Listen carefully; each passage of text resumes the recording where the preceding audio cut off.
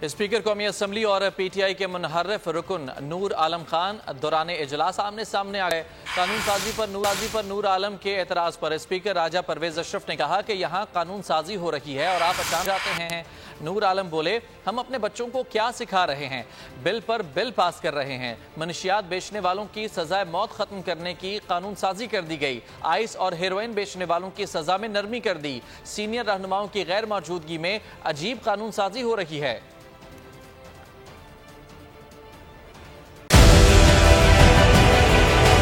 Digital loan scam, आवाम को कर्जों के जाल में फंसाकर लूटने वाले भेड़िए बेनकाब। बोल की काविशें बाराबर साबित हो गईं। ऑनलाइन कर्ज माफिया के गिर्द घेरा तंग हो गया है। बोल ने दिया अपने आवाम का साथ, उठाई इस स्कैम के खिलाफ आवाज।